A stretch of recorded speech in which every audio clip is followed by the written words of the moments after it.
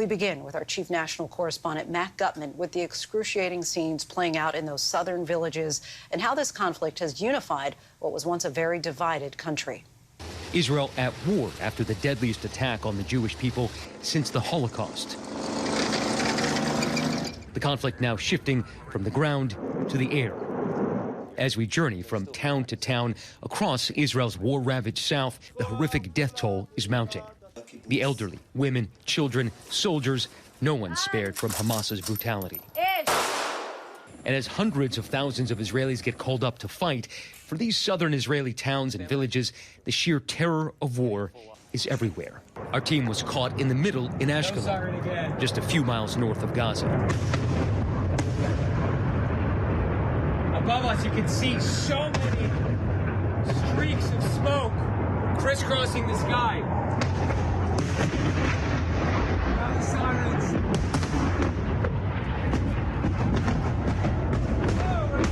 Oh my God! They're exploding right over our heads. This is a massive bombardment right now.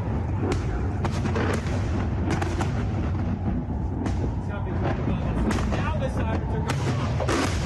Wow! Lie down. Now we're lying down. Careful of falling down. Yeah. This is a massive bombardment. We're hearing glass break.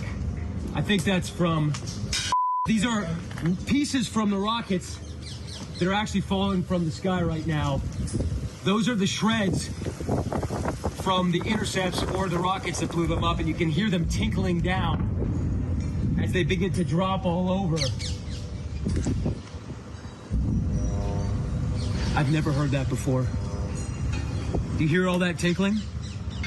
Yeah.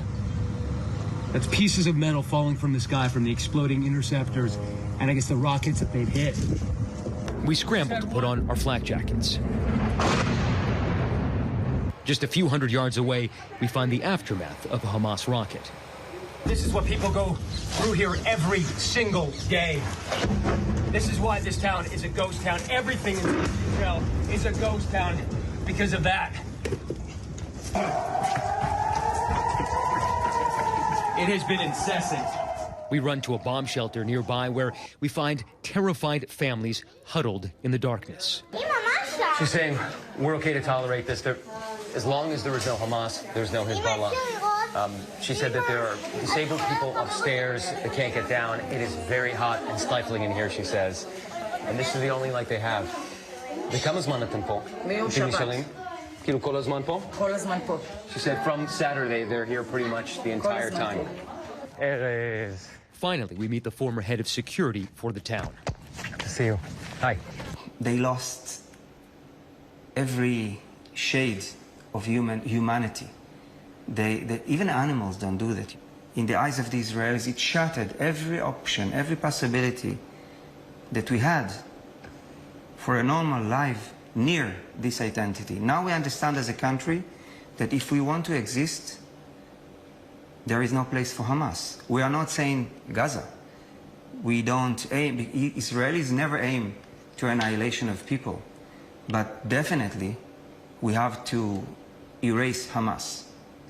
These are parts that actually fell into your garden? Yeah. You guys sleep in the bomb shelter at night? Yes, that's true. Yeah, well, I'm trying to, a lot of kids in my age are very scared, but I'm trying to keep it cool down. I don't think it's right that a 15 years old and even kids, even younger than me, see it as a regular living. They go outside and search for parts of the bombs. It's not normal. Kids don't have to live like this. The unspeakable horrors becoming clear as soldiers and the world learn what happened here Saturday. This is the town of Kfar Aza. There are military jeeps, tanks everywhere. We understand that there were dozens and dozens of people killed here. There may still be bodies out in this town right now. The military only now able to see the full extent of the horror that unfolded in this leafy kibbutz, home to so many young families. You see the babies, the mother, the fathers in the bedrooms, in the protection rooms, and how the terrorists kill them. It's not a war. It's not a battlefield. It's a massacre. We are with the soldiers as they go door to door, bringing out the murderer. It's the incredibly grim task that these soldiers have of wrapping up a body right in that room. Zipping up the body bag, and then we hear soldiers praying. Israel forming an emergency wartime government, and Prime Minister Netanyahu urging unity in a national address. But a matter of weeks ago, this country was more divided than ever. Netanyahu's judicial overhaul plan plunged Israel into 9 months of demonstrations, the largest and longest protest movement in the country's 75-year history, exposing bitter divisions in society along the way. כולנו מרגישים שאנחנו נמצאים רגע לפני התנגשות, ואפילו התנגשות אלימה, שחבית הנפץ לפני פיצוץ. The move to weaken the Supreme Court's power was seen as a power grab by Netanyahu's far-right government as it removed the ability for judges to strike down unreasonable decisions. Israelis fear everything from the protection of civil rights, minority rights, the freedom of the press, and secular education is at risk. And that the changes to the judiciary are meant to benefit Netanyahu, who's facing a corruption trial. His far-right party not pushing a two-state solution or any compromise in the West Bank. Israel bulldozing Palestinian villages there this year, and the area has seen the highest number of Palestinians killed by Israel in nearly 2 decades. Gaza, on the other hand, not drawing as much of the government's focus, and there are questions about warning signs that may have been missed along the way. So, what comes next for this nation, born after the unspeakable atrocities of the Nazis, founded as a place of hope for the Jewish people? The national anthem, Hatikva, meaning the hope, sung far and wide these past few days, including in this bomb shelter in Tel Aviv. In part, it translates as long as within our hearts the Jewish soul sings, our hope is not yet lost. And back in that other bomb shelter, a sense of resolve through the overwhelming grief as a united Israel barrels towards an uncertain future. She wants to be evacuated as quickly as Gam Le'elat. She wants to be evacuated from here all the way to Israel South. It was very, very difficult. It is no way to live. Our chief national correspondent, Matt Gutman, joins us now. Matt, thank you so much for your in-depth report. You've spent so much time reporting in Israel over the years. Do you feel like this is as unified as you've ever seen this country in some time? Definitely, Lindsay. There is near unanimity in Israel that Hamas needs to be destroyed, and not just militarily, but the entire political organization as well. And I've never seen Israelis come together in this way in the 20-some years that I've been covering this.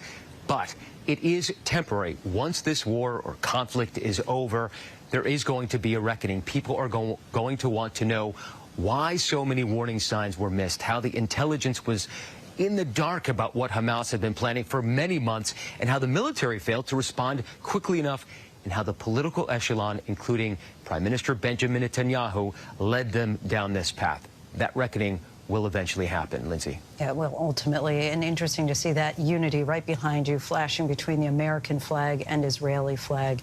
Matt Gutman, once again, for us, reporting from Tel Aviv. Thanks so much, Matt.